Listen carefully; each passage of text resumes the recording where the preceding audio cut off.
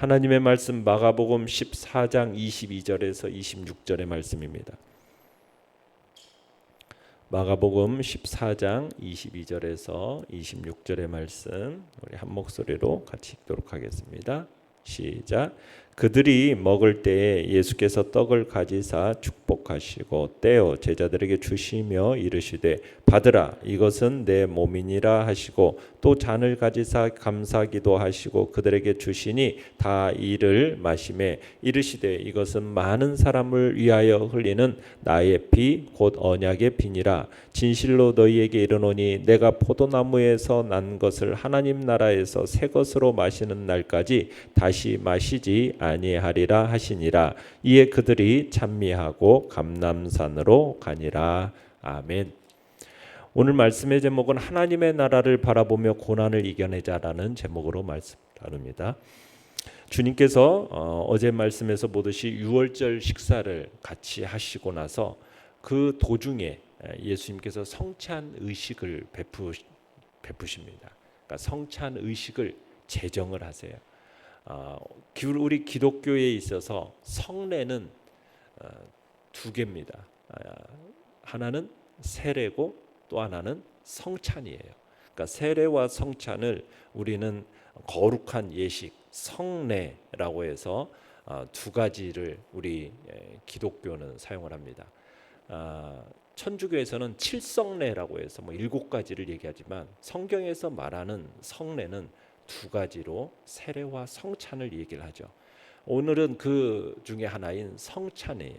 성찬 의식은 예수 그리스도의 순환, 그 순환의 의미, 또 예수 그리스도와 성도 간의 이 신비적인 연합, 그 연합을 보여주는 값진 의미가 바로 이 성찬 예식 속에 지니고 있습니다. 그래서 공관복음, 마태, 마가, 누가 이 3대 복음서, 공관복음 모두에 이 성찬 예식에 대해서 기록되어져 있고 또 사도 바울도 고린도 교회에 이 무질서한 성찬 예식에 대한 책망과 함께 성찬의 의미를 가르치기 위해서 오늘의 이 본문과 거의 유사한 내용을 편지에 쓴 것을 우리가 보게 됩니다.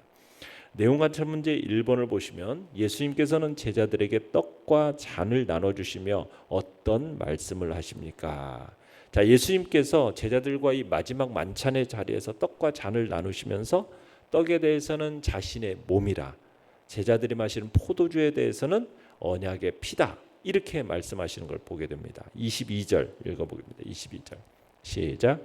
그들이 먹을 때에 예수께서 떡을 가지사 축복하시고 떼어 제자들에게 주시며 이르시되 받으라 이것은 내 몸이니라 하시고, 그러니까 예수님께서 자기의 몸을 상징하는 떡을 떼어서 제자들에게 주시면서 받아 먹으라 이것은 뭐다? 내 몸이다 말씀하시는 거죠. 그러니까 예수님께서 제자들에게 이렇게 나누어 주신 이 누룩 없는 빵, 그게 예수님의 몸을 상징하는 겁니다.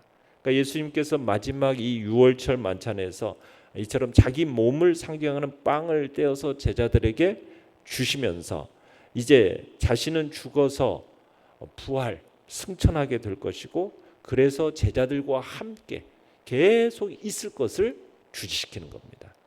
그러니까 떠난다고 해서 떠나는 것이 아니라 나는 너희와 한 몸으로서 함께 영원히 계속 되어질 것을, 그래서 후에 이것을 행하여 기념하라 하시면서 지금 떡을 떼어 예수 그리스도께서 지금 현재 존재하시고 우리 가운데 임재하시고 그리고 예수 그리스도의 그 구속의 사역을 경험하고 기념할 것을 지금 암시하고 있는 내용이 바로 이 말씀입니다. 또 23절 24절도 읽어봅니다. 시작. 또 잔을 가지사 감사기도 하시고 그들에게 주시니 다 이를 마시며 이르시되 이것은 많은 사람을 위하여 흘리는 나의 피 곧 언약의 피니라. 자, 예수님께서는 먼저는 떡을 가지셔서 축복하시고 제자들에게 떼어주신 후에 이번에는 잔을 가지셔서 감사기도 하시고 그 다음에 나누어 주십니다. 그러면서 뭐라고 얘기하셨어요? 이것은 많은 사람을 위하여 흘리는 나의 피 곧 언약의 피다 이렇게 말씀하십니다. 그러니까 예수님께서 제자들에게 나누어 주신 이 포도주가 언약을 확정짓기 위해서 그 표시로 흘리는 예수 자신의 피다라고 말씀하시는 겁니다. 구약 시대에 가보면 출애굽기 24장에 가보면 모세가 하나님과 이스라엘 백성들 간의 언약을 중재하면서 소의 피를 백성들에게 쫙 뿌리면서 뭐라고 하냐면 이는 여호와께서 너희와 세우신 언약의 피다 이렇게 선언을 해야 합니다. 모세가 소를 잡아서 소에서 나온 그 피를 가지고 백성들에게 뿌리면서 언약의 피라는 선언을 하거든요. 그러니까 그러면서 이스라엘이 여호와의 백성이라고, 여호와는 그들의 하나님이다 이렇게 확정되는 그런 언약을 세우거든요. 그 확정적인 표로서 소의 피가 사용됐어요. 자, 그런데 이 신약 시대에는 예수님께서 우리 인류의 구속자이신 예수님 자신과 이 구속의 언약에 동참하는 우리 사람 간의 그 구속의 언약을 확정하는 표로서 누구의 피를 언급하고 있는 겁니까? 예수님의 피를 언급하고 있는, 자기 자신의 피를 지금 언급하고 계시는 거예요. 그러니까 이 피라는 것이 언약을 확정짓기 위해서 필요한데 필연적으로 이 피를 위해서는 뭐가 있어야 돼요? 희생이 필요하거든요. 근데 누구의 희생이요? 지금 자기 자신의 피라고 했을 때 예수 그리스도의 생명을 희생하는 일이 따르게 된다는 사실을 지금 나타내고 있는 것입니다. 그래서 지금 아까 떡을 가리켜서 이는 내 몸이다라고 하면서 상징적으로 표현했듯이 지금 이 마찬가지로 포도주 역시 예수님의 희생의 피를 상징하는 표현으로서 지금 이 포도주를 사용하고 있는 거죠.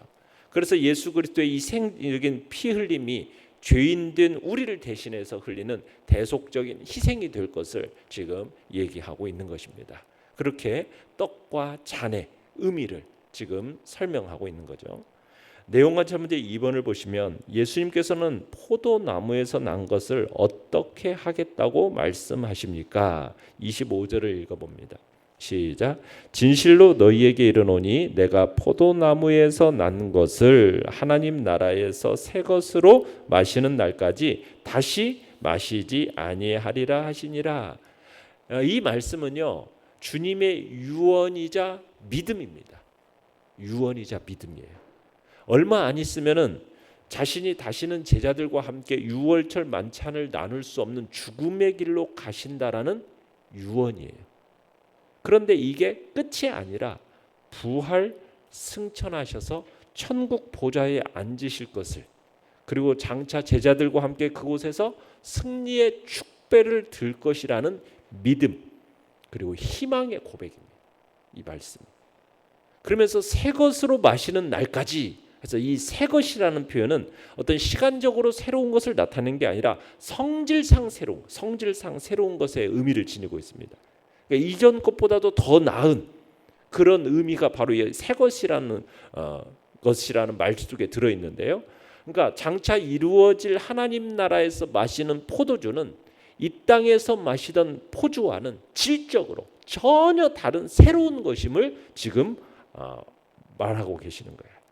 그래서 이 땅의 것과는 달리 포도주를 통해서 주는 그 즐거움과 기쁨이라는 것과는 차원이 다른 하늘에서의 그 영원한 생명, 기쁨, 그것을 줄 것에 대한 것을 지금 이 포도주를 통해 새 것이라는, 마시는 날까지라는 이 표현을 통해서 우리에게 이야기하고 계시는 겁니다.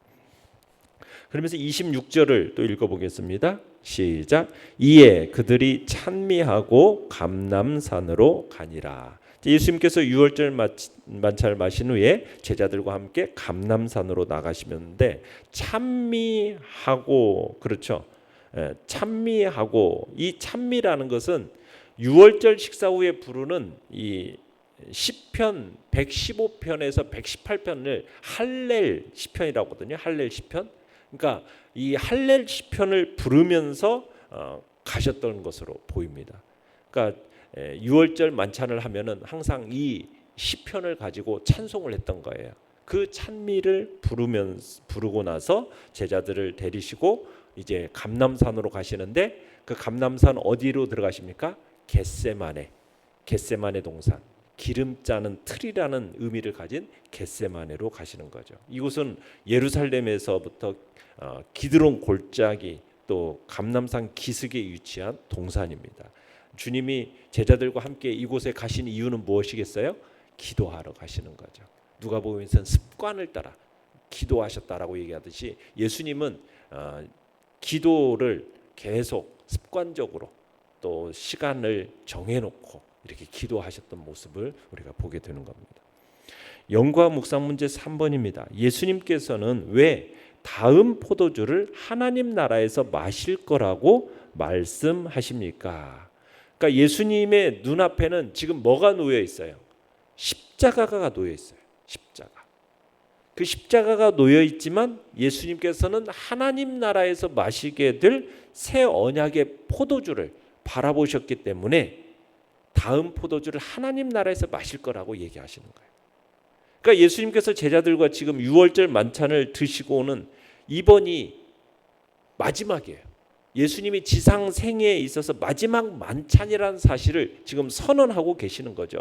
예수님께서 유월절을 만찬을 끝낸 직후에 어떻게 되십니까? 십자가에 달려 죽으실 거거든요. 그걸 지금 미리 얘기하고 계시는 거예요. 그래서 출애굽 이후로 지켜왔던 이 유월절이 완성이 되었다라는 의미도 이 속에 포함되어 있는 것입니다. 그래서 예수님께서 재림하셔서 하나님 나라가 완성되면 이 땅에서 가지던 우리 이 성찬과 비교할 수 없는 그런 새로운 그런 신랑을 맞이하는 혼인 잔치가 베풀어질 것을 지금 또한 우리에게 얘기하는 겁니다. 그때는 이제 예수님과 함께 정말 예수님을 따르는 모든 사람들이 예수님과 더불어서 그 혼인 잔치에서 정말 축제 가운데 먹고 마시는, 그래서 지금의 성찬과는 비교할 수 없는 질적으로 다른 그런 풍성한 만찬을 나누게 될 것을 우리에게 얘기하면서 그런 소망을 우리에게 주고 있는 겁니다. 자, 느낀 점 4번입니다. 십자가 죽음을 앞두고 하나님 나라의 잔치를 바라보시는 예수님의 모습을 보며 무엇을 느낍니까? 참, 우리가 어떤 어려운 일을 만나더라도 죽음이 우리를 위협하는 그런 상황 속에서도 우리는 하늘의 소망을 가진 사실로 인해서 항상 감사해야 함을 느낍니다. 예수님께서 그러니까 히브리서 12장 2절에 이렇게 얘기해요. 믿음의 주요 또 온전하게 하시는 이 예수를 바라보자. 그는 그 앞에 있는 기쁨을 위하여 십자가를 참으사 부끄러움을 개의치 아니하시더니 하나님 보좌 우편에 앉으셨느니라. 이렇게 얘기하고 있어요. 그러니까 히브리서 기자는 예수님께서 십자가를 참으셨다라고 얘기하고 있어요. 그 참으신 이유를 뭐라고 얘기하고 있어요? 기쁨 때문이라는 거예요. 무슨 기쁨? 그러니까 예수님도 인성을 입고 계셨어요. 이 땅에 사시는 동안 인성을 입고 계셨기 때문에 이분에게 있어서도 모든 일을 믿음으로 행하셨다라는 거예요. 그러니까 십자가의 희생이라는 것도 그 죽음 후에 뭐가 있을 것을, 부활, 승천, 이것을 믿음으로 바라보시고 그 십자가를 어떻게 하셨다고요? 참으셨다라는 거예요. 기쁜 마음으로 감당하셨다라는 거예요. 십자가 후에 뭐가 있을 것을 아셨기 때문에 십자가 후에 그 앞에 있는 부활과 승천, 하나님의 영광, 하나님의 보좌 우편, 이것을 바라보셨기 때문에 죽음을 앞두고 천국의 승리를 바라보신 주님, 우리가 그 주님을 생각하는 거죠. 이 땅의 포도주가 아닌 하늘의 새로운 포도주로 승리의 축배를 들 것을 선언하시는 우리 주님의 모습을 오늘 본문에서 우리가 보는 거예요. 얼마나 큰 믿음입니까? 그러니까 주님의 그 고난과 죽으심, 이것을 하늘의 영광을 얻는 지름길로 딱 여기셨다는 얘기예요. 그러니까 주님을 믿는 우리에게서도 이런 신앙이 필요하다는 얘기죠. 죽음이 끝이 아니고 죽음 건너에 뭐가 있습니까? 승리가 있고 영광이 있다라는 사실이에요. 우리는 이 사실을 주님처럼 믿어야 되는 거죠. 그래서 우리의 인생에 있어서 어려운 이 십자가와 같은 고난과 참으로 겨울, 인생의 겨울, 또 때로는 죽음, 이런 것들이 우리 앞에 딱 보여진다 할지라도 우리는 그 너머에 뭐가 있습니까? 영원한 생명이 있음을 믿고 그 일에 확신하게 거하면서 이 죽음조차도 우리는 기쁨과 소망으로 맞이할 수 있는 그런 자리에 우리가 있어야겠다는 얘기입니다. 그렇게 많은 믿음의 선진들이 이러한 믿음이 있었기 때문에 고난의 잔을 마셨고 순교의 잔을 마다하지 않았다는 거죠. 기꺼이 그렇게 할 수 있었다는 얘기입니다. 우리가 십자가 앞에서 정말 하나님의 나라를 바라보신 예수님처럼 우리의 현재의 고난을 장차 들어갈 하나님의 나라를 바라보는 믿음으로 이겨내야겠다라는 결단이 우리 안에 있기를 간절히 바랍니다. 결단과 적용 5번입니다. 예수님께서 하나님 나라를 바라보며 십자가를 감당하신 것처럼 새 언약을 기대하며 내가 져야 할 십자가는 무엇입니까? 예수님처럼 현재 고난을 넘어 영원한 하나님 나라를 바라보며 살아가기 위해 무엇을 실천하겠습니까? 우리 앞에 참으로 펼쳐지는 때로는 고난이라는 것, 어려움이라는 것, 시련이라는 것을 그것을 우리가 불평이 아니라 그 너머에 하나님이 우리에게 주시고자 하는 영광이 있음을 우리가 믿음으로 바라보면서 그 모든 상황 속에서도 인내하고 오히려 그것을 기쁨으로 받아들이고 감사함으로 나아가는 복된 자리에 우리가 있기를 바랍니다. 그 너머에 있는 하나님의 나라, 영광과 승리를 우리가 믿음으로 바라볼 수 있는 그 눈을 열어달라고 이 시간에도 기도하며 나가시길 바랍니다. 오늘의 기도 같이 읽겠습니다. 시작. 예수님처럼 현재의 고난을 넘어 영원한 하나님 나라를 바라보며 살아가게 하소서. 아멘.